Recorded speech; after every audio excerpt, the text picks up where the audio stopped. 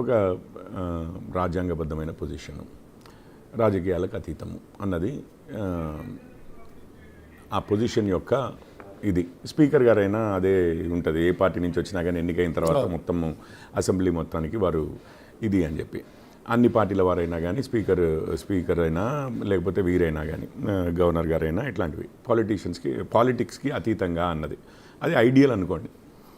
అయితే ఇప్పుడు ఈ కాంగ్రెస్ వారికి ప్రోగా ఉండే గవర్నర్ అనేది మీరేదో కాంగ్రెస్ గవర్నమెంట్ సెంటర్లో ఉంది అనేది కూడా ఏమీ లేదు కదా. అంటే ఇదేదో ఇద్దరు కలిసి ఏదో చేశారు అనడానికి కూడా ఆస్కారం లేదు.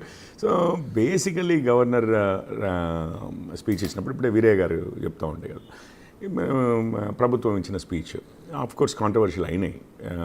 కొన్ని హద్దులు మీరి మాట్లాడారా అని అనుకున్నారా, లేకపోతే ఈవెన్ మన నేషనల్ యాంథమ్ గురించి సరిగ్గా ఆ గౌరవం ఇచ్చేయలేదు అని చెప్పేసి తమిళనాడు దీంట్లో అయిందా, లేకపోతే ఇక్కడే అసలు బీఆర్ఎస్ ప్రభుత్వం అంతకుముందు అసలు గవర్నర్ స్పీచే పెట్టకుండా ఇది మన బడ్జెట్ సెషన్ కండక్ట్ చేసింది. వాళ్ళు ఏమన్నారంటే అంతకుముందుది అది అడ్జర్న్ చేశాము అంతేగాని దాన్ని అక్కడితోటి అంటే ఆ సెషన్ క్లోజ్ చేయలేదు, జస్ట్ సస్పెండ్ చేశాము, మళ్ళీ అదే సెషన్ కొనసాగుతోంది కాబట్టి గవర్నర్ గారిని టెక్నికల్గా ఇక వారు వాడుకున్నారు. సరే ఇవన్నీ ఉన్నాయండి, కానీ మనం ఎక్స్పెక్ట్ చేసేది ఏంటంటే సరే గవర్నమెంటే చెప్పుకుంటుంది వాళ్ళ ప్రభుత్వం ఏం చేసింది అనేది, వాళ్ళ వాదన వాళ్ళు వినిపిస్తున్నారు.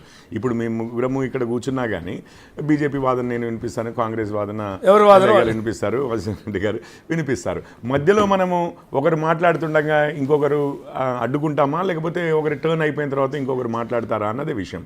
ఇక్కడ మీ ముగ్గురం ఏ విధంగా మాట్లాడుకున్నా అక్కడ గవర్నర్ గారు ఒక రాజ్యాంగబద్ధమైన పొజిషన్ చేయబట్టి ఆ ఇన్స్టిట్యూషన్కి కొంచెము ఆ వ్యవస్థకి గౌరవం ఇచ్చినట్లుగా వ్యవహరిస్తే బాగుంటుంది. ఎందుకంటే సెషన్లో మొత్తం మీద తర్వాత ఎంతసేపు అయినా కానీ అవతల వారైనా వీరైనా కానీ మన కేసు పుట్ ఫార్వర్డ్ అయితే చేయొచ్చు. ఇది చేస్తే ఓవరాల్గా డెమోక్రసీకి, ఓవరాల్గా ప్రజాస్వామ్యానికి, ఓవరాల్గా మన రాజ్యాంగానికి, మన విధి విధానాలకి కొంచెము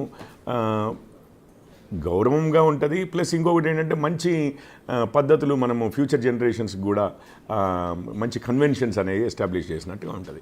ఇక అంతకంటే ఇప్పుడు గవర్నర్ గారి స్పీచ్ వారిది ఒక బాధ్యత చేయబట్టి వారు వస్తారు. యాక్చువల్లీ నిజం చెప్పాలంటే వారి వాదన వినిపించట్లేరు. సో వారు ప్రభుత్వ వాదన వినిపిస్తున్నారు, వారి వాయిస్ ద్వారా వినిపిస్తుంది. గంభీరంగా కొంచెము అంటే ఆ గ్రావిటాస్ అంటారు కదా, ఆ విధంగా ఆ స్టేచర్కి తగ్గట్లుగా మనం వ్యవహరిస్తే మనం కోరుకునేది, ఎవరం కోరుకున్నా కానీ ఏ పార్టీ అయినా కోరుకునేది అయితే ఆ గౌరవాన్ని నిలబెట్టే విధంగా, మన రాజ్యాంగ వ్యవస్థల గౌరవాన్ని నిలబెట్టే విధంగా ఉంటే మంచిది. ఇంకా అంతకు మించి అని అంటే ఈ డిబేట్లన్నీ రేపు కూడా చేసుకోవచ్చు. ఎట్లాగో మనతో పాటు వాసుదేవరెడ్డి గారు, బీఆర్ఎస్ నాయకులు, మాజీ వికలాంగుల కార్పొరేషన్ చైర్మన్.